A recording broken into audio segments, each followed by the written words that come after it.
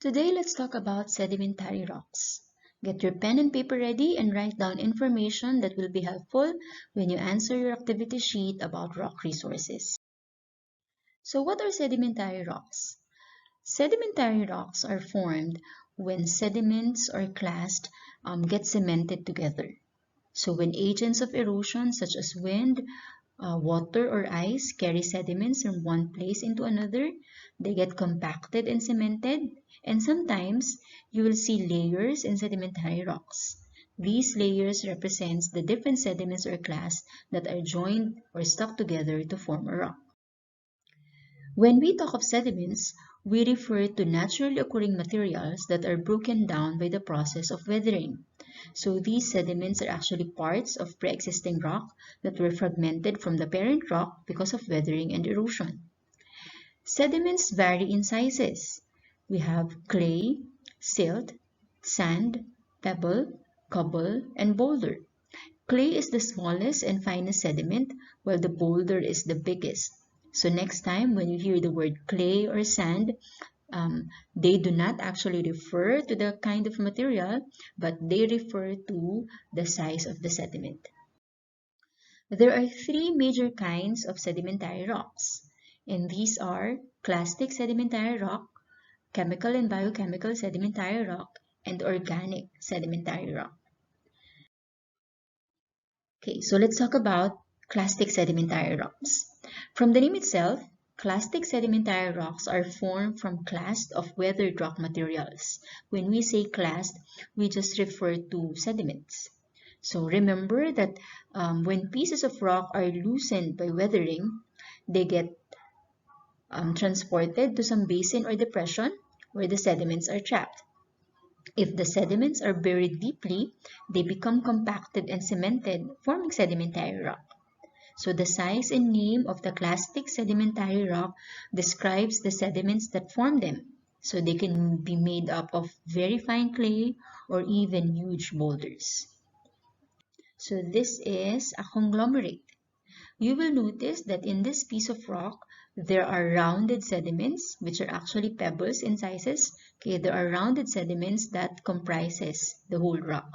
So these sediments are stuck together with clay materials and sand materials. Okay, so for a conglomerate to be formed, the weathered rock materials must be transported downstream by water. Okay, and that is also the reason why the pebbles appear to be rounded. Another example is sandstone. So from the name itself, sandstone is made up of sand. Okay, and this is the most common sedimentary rock. So it can be found in sedimentary basins throughout the world. Okay, if you look closely at the sedimentary rock, you will see sand-sized rock fragments. Okay, and also it is made up of some minerals and some organic materials. So mudstone is another form of sedimentary rock, which is made up of either clay or silt material, which are very small sediments to be seen by the naked eye. Some classification of mudstone, such as slate, is actually being used as a roofing material because of its tendency or its ability to withstand climatic extremities such as heavy rains or heavy wind or even very cold temperature. Another form of sedimentary rock is the chemical sedimentary rock. Okay, so chemical sedimentary rocks are formed by chemical processes.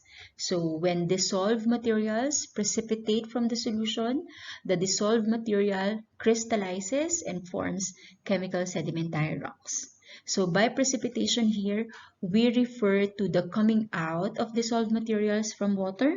So you can try to imagine that you're boiling a salt solution. Okay, and as you boil the salt solution, liquid water evaporates and eventually leaves the solid salt crystals. Okay, so that is how chemical sedimentary rocks are formed. So one example of a chemical sedimentary rock is rock salt. Okay, so since rock salt or halite, okay, since it's formed from the evaporation of seawater, we call rock salt as an evaporite. Okay, another example is gypsum. So the formation of gypsum is similar to the formation of rock salt. So a liquid solution such as seawater must evaporate, okay, so that the mineral would precipitate and would crystallize. So gypsum is also an evaporite there. So closely related to chemical sedimentary rocks are biochemical sedimentary rocks. Okay, so they form similar to how chemical sedimentary rocks are formed, only that they are formed from shells and bodies of underwater organisms. Okay, so let's say for example we have clams and oysters living in ocean water. So when ions such as carbon, oxygen, magnesium, silicon, potassium, and calcium are dissolved in water, organisms living in water use them to make their shells. Okay, so those organisms are the clams and oysters. And when these organisms die, their shells can either drop down to the bottom of the sea or can be carried by the waves and current and then deposited and get compacted into sedimentary rocks over time. So one example of a biochemical sedimentary rock is the fossiliferous limestone. So this is an example of limestone wherein you will be able to see either shells of organisms or even bones of other organisms. Okay, that's why it's fossiliferous, because you will be able to see fossils of living organisms. Another one is coquina. Okay, so coquina is actually a limestone.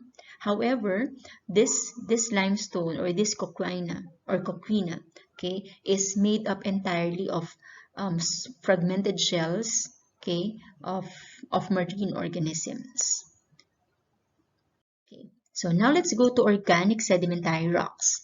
So from the name itself, organic sedimentary rocks are carbon-containing sedimentary rocks, and we know that carbon can be found in living organisms, in the bones and tissues of living organisms. So organic sedimentary rocks consist of plant debris or of altered plankton materials. Okay, so these rocks are actually formed from remains of plants, shells, and bones. Okay, bones of animals. So one example of an organic sedimentary rock is coal, and this is a very important organic sedimentary rock because it's being used as a fuel. Okay, so most coal form in swampy land near rivers and within deltas. Okay, so in those places, climates are very humid and they can also be tropical to temperate. And also, the vigorous growth of vegetation in the area leads to an abundance of organic matter that accumulates within stagnant or acidic water. So those conditions limit the decomposition and oxidation of the organic material. That's why in coal, you will not be able to see any fossils, okay, of once living organisms. Okay, because the the components, okay, were not completely decomposed. Okay, another one is chert. Okay, so chert is another form of sedimentary rock, okay, which is composed of um, carbon. Okay, but chert can also be formed by chemical precipitation. So one example of chert is the flint, okay, which is used in making arrowheads. There. So let's recall. So in this presentation, you were able to know that sediments consist of fragments of pre-existing rocks, mineral precipitated from water or shells, and fragments of shells. Clastic sedimentary rocks are formed from compacted and cemented clast. Chemical sedimentary rocks precipitate directly from water. Biochemical or biogenic sedimentary rocks develop from the shells of organisms. And please take note that chemical and biochemical sedimentary rocks form entirely, okay, the same way. And then we also have organic sedimentary rocks, which are consist of plant debris or of altered plankton remains.